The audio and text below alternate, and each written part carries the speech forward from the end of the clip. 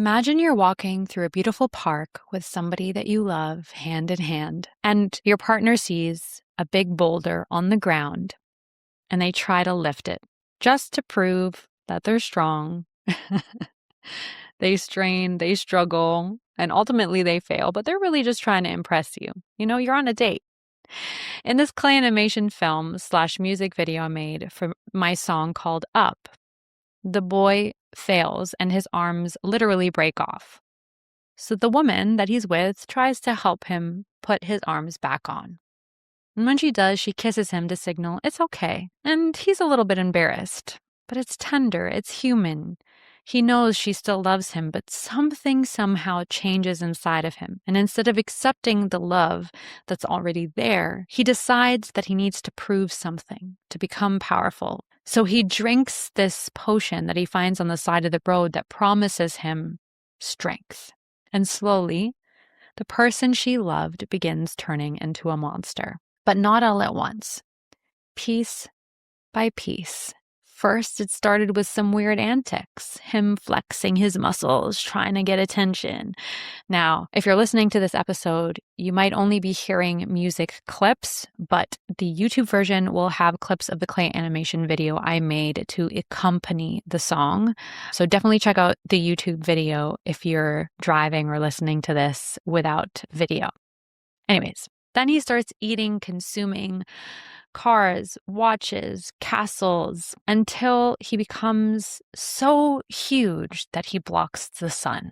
Suits and cars, Cuban cigars, women all around. Still you clown, chasing time, afraid of falling down.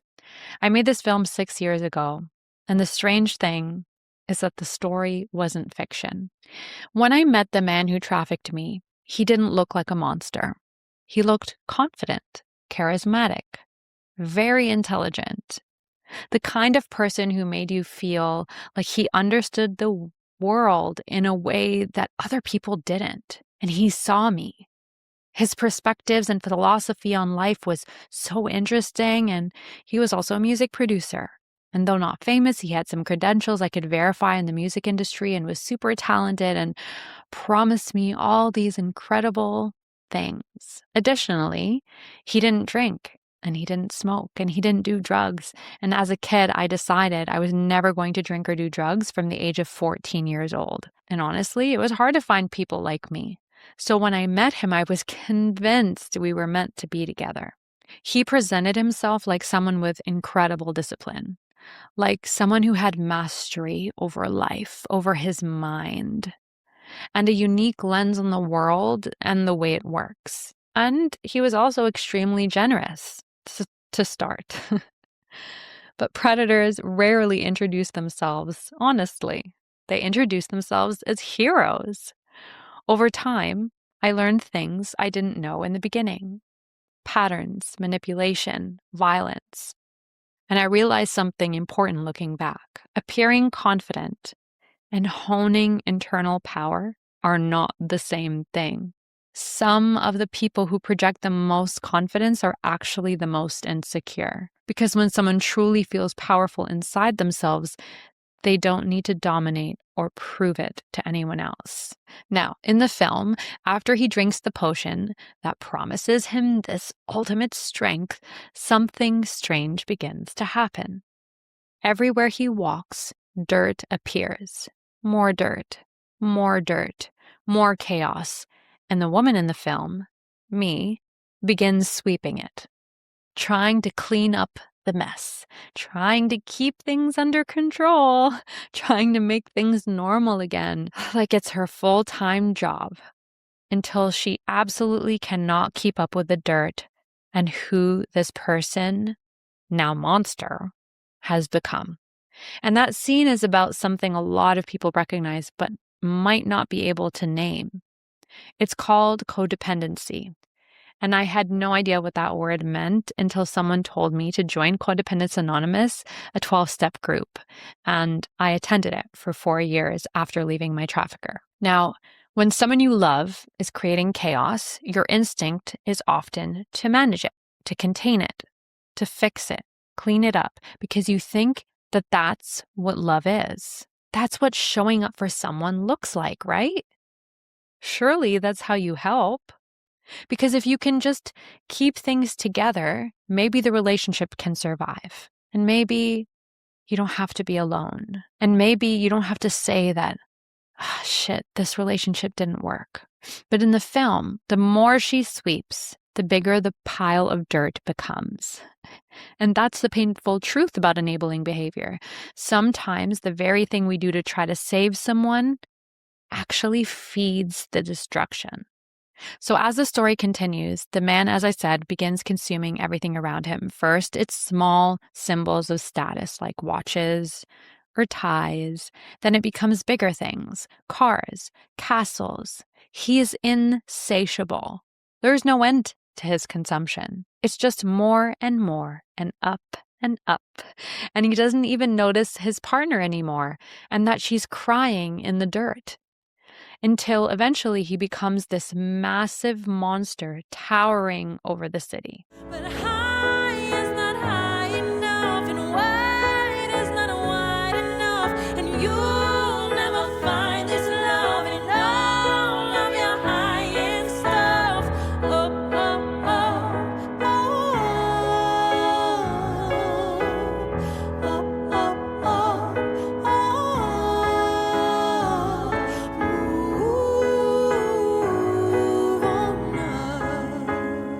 And here's the really interesting thing about how we made the film. We couldn't afford enough clay to build new characters and sets. So every time we needed something new, we had to destroy something that already existed. So every set piece, every character, every little bit of clay, all of it had to be melted down and reused to make this massive monster become as big as he was. Which means that the monster at the end of the film is literally made from everything it consumed. And that actually was by accident. We did not plan that. We just had $600 to make this film. And we did it in 4 months in my mother's basement. And that accidental limitation became the most honest metaphor in the whole story. Because that's often how destructive power is built.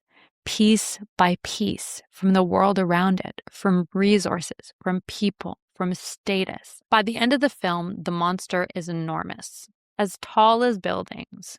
And then something very small happens. The woman climbs a building to face him. She kisses him again on the cheek, and then she pokes him with a toothpick. And then all of a sudden, the monster collapses, melts, dissolves into a puddle of swirling color until the only thing left is his heart.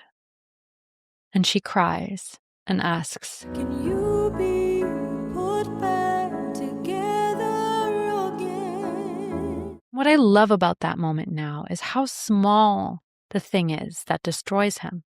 It's a freaking toothpick. Because false power is incredibly fragile. It depends on illusion, fear, control, consumption. But the moment that someone sees through the illusion, the whole structure collapses. But what's so beautiful is, before she stops him, she kisses him, similar to the beginning of the film. Because the story isn't about hatred, it's about grief. She loved him.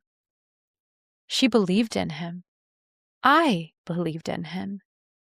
And when he melts, she's crying, holding his heart, because somewhere inside that monster, there was still something human. And this is something we don't talk about enough. You can love someone and still stop them, and still recognize they've become a monster. You can have compassion for someone's pain and still refuse to let them destroy you or others. Sometimes the most loving thing you can do is end something that has become destructive. Now, after everything melts, the only thing left is his heart. And to me, that heart represents something simple, the essence of who we are before the armor, before ego, before the need to prove anything. I think every human being starts here.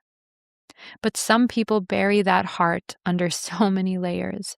They forget it exists. They've forgotten who they are. And when you forget your essence, you can never find your true worth and your true power and your true joy. And so, how can you give it to anyone else? When they say you can't love someone without loving yourself, that is the meaning. Now, at the end of the day, the story is really about the desire to be loved and the tragic ways some people try to earn it through domination, through status, through consumption. But the more someone consumes to feel powerful, the more fragile they become. Because the thing our culture often calls power are actually signs of deep pain, self-hatred, and insecurity. Sometimes the biggest monsters in the world are just people who never believed they were enough. Now, as promised, at the end of every episode, we leave you with one small upgrade you can take home with you today. Today's upgrade is this. The next time someone asks you for something, don't answer immediately. Just pause. Codependent dynamics often start with automatic yeses.